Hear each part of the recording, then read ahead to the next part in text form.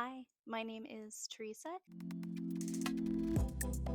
Let's do the mid-year book freakout tag. The year is going by so quickly. Today we are doing the mid-year book freakout tag, and the first question on that tag is, what is the best book that I read in 2024 so far? A Study in Drowning by Ava Reed. I have 2 editions of this book purposely bought. I have multiple editions of other books that I bought by accident, but no, I have purposely bought. Sorry, I got distracted by look at that beautiful cover. I have 2 books of this because I loved it so much. It is a dark academia of sorts story following Effie, who holds in high regard this author of her culture, and he recently died. She is an architect student, and she enters a competition to redesign this late author's estate, and she wins. She meets a fellow student at the house who has a different reason for being there. I loved it for the prose. I loved it for the metaphor and the motifs, and just Ava Reed's writing is so fucking good. I loved it so much. If you're very into literary technique and just the composition of writing, I feel like this is just great. Mwah, mwah. The I can go on forever and ever talking about this book. I really also loved Effie as a character. I found her so deeply relatable, and Preston as a foil to Effie I thought was really good. I really liked their interactions, and I loved everything about this book. I think about this book multiple times a week, and I read it very early this year, and so it was a pretty good way to start the year after reading a book that I am going to talk about shortly. The next question on the tag is, what is the best sequel I read in 2024? And that would be The Jade Legacy by Fonda Lee, a part of the Green Bones saga, and it is the third book, the third and final book in the saga, and I was destroyed by that book. It's so good. If you have not read Green Bone Saga, I highly recommend it. It is very unique in its storytelling. It follows a family, and we're in the different points of view of the family, plus other characters in that world as well. And they are a mob family, basically. They have these superpowers, and it's just really good. And I thought Fonda Lee ended it very well. The next is what new release that I haven't read that I am excited to get to. And I have 3 contenders for what I am still excited to read. And the first is The Ministry of Time, which is described as a time travel romance, a spy thriller, and a workplace comedy. I heard about this from a TikTok, and the creator just made it seem like it was so good. The second book on this list is Come and Get It by Kylie Reed. She is the author of the book Such a Fun Age, which I read and enjoyed. Come and Get It is not as highly rated so far, but it is a dark academia, if I remember correctly, if it's being sold to me correctly by the creators that I follow, and I eat dark academia up. I just love it. I love the vibes. It's very easy to sell me on a dark academia book. And the last book is Voyage of the Damned by Frances White, which is a murder mystery on a boat full of magical passengers. And I am just really craving that mystery element. One of these 3 books is sure to give it to me. The next question is, what is my most anticipated release for the second half of 2024? And that is going to be Mistress of Lies by KM and Write, and that is coming out in August of 2024, so not too far from now, but it is about vampires and intrigue, and I am so excited to get my hands on it. The next one is my most disappointing read of 2024, and that unfortunately easily goes to One Dark Window by Rachel Gillig. I just did not find the enjoyment in this book that so many others did. I found the main character to be extremely frustrating, and I found the author's use of her to be extremely frustrating as she has already been established in this world. But despite that, she has the most simplistic questions about the world. I didn't find the romance compelling, and I found the magic system to be incomplete. Though compelling, I was still confused by how it works within the world established, and unfortunately the world established was not super well fleshed out either. I don't know. And there's just so much that I really wanted to like about this, but was so disappointed by it. The biggest surprise of 2024,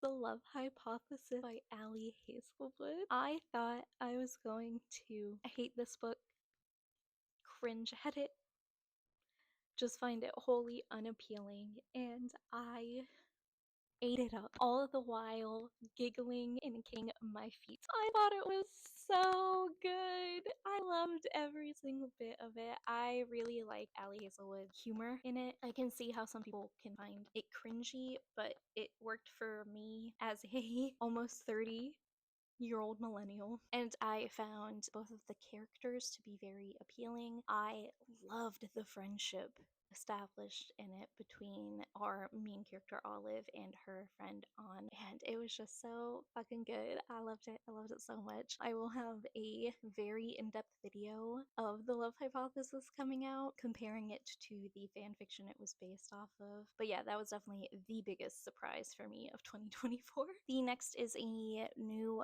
favorite author in 2024, and I think that this year has very much cemented Ava Reed as an instant pickup for me with the publication of A Study in Drowning and the upcoming release of Lady Macbeth, which I had the privilege of receiving an e-arc of, and I loved it. So she is definitely a favorite author. I've read a lot of nonfiction, and there are a few authors that I definitely want to pick up more of their work. Some of those being Naomi Klein, who wrote Doppelganger, and she has a very popular work called The Shock Doctrine, which I want to read. And Stephanie Foo's What My Bones Know was beautifully written. I want to check out more of her work. And Mickey Kendall, who wrote Hood Feminism, I really loved her writing in that, and so I would love to check out more of her work as well. The next one is Newest Fictional Crush. I don't really do fictional crushes that much, but I have to give a shout out to Alizad from the Daevabad trilogy. He will always have a very special place in my heart. And my girl, Jude, from the Folk of Air series. Those two are just, I would die for Jude. I love her so much. I have a playlist on Spotify dedicated to her, and currently she is my phone background from the artist, I believe it's Frostbite Art, who has recently done the art for Holly Black's Enemies and Lovers card game, which I have back. And a part of the reward for that is digital art, and I have Jude as my background from that little backing of Holly Black's work. New favorite character in 2024, besides the two that I just listed, who are always going to be some of my favorite characters, I would say Effie from A Study in Drowning is definitely up there. Like I said, she was so deeply relatable to me. A book that made me cry in 2024, that is going to be A Study in Drowning, Jade Legacy, and What My Bones Know by Stephanie Fu. Those are going to be the 3 books that made me cry. Jade Legacy literally had me lying on my bed, tears streaming into my hair as I sobbed through the end of that book. A book that made me happy. Not to be redundant, but Love Hypothesis by Ali Hazelwood made me very happy. Stephanie Fu's What My Bones Know, the ending of that was very hopeful. And I'm gonna have to say my reread of Full Metal Alchemist. I've read the first 2 Full Metal volumes of Full Metal Alchemist, and just returning to that world has brought me so much enjoyment and contentment. Favorite book to movie adaptation for this year? I don't really do those. I have read A Ballad of Songbirds and Snakes by Suzanne Collins, and I have heard the movie is very, very good. I actually read it because I heard the movie was very, very good. Otherwise, I actually had no interest in reading it because Snow is just a bad guy, and I haven't heard previously, I hadn't heard great things about the book. I thought the book was all right, and I hear the movie is amazing, so I'm excited to eventually watch the movie, but I have not yet. Most beautiful book that I bought this year, I actually have 2 that I think are gorgeous. First is going to be this edition of Wuthering Heights. Let me see if I can get it to focus for you. One moment. It is an Easton Press copy that I found in a secondhand bookstore.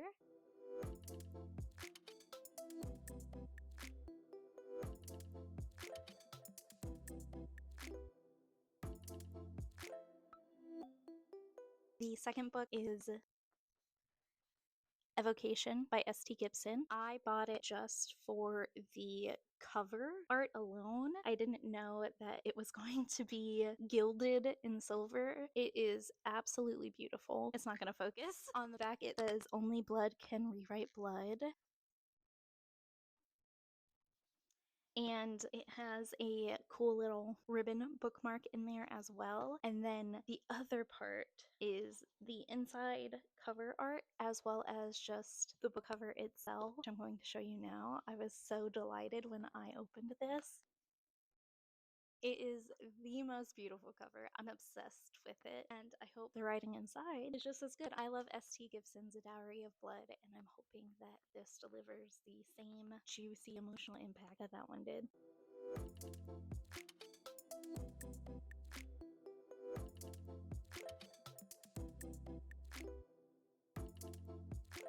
Next is books that I need to read by the end of the year, and that is very hard for me. I am a mood reader and I don't really have a structured TBR. I feel like that really dampens my reading experience and can put me into a little bit of a rut if I try to follow that structure. I really want to reread Wicked Lovely by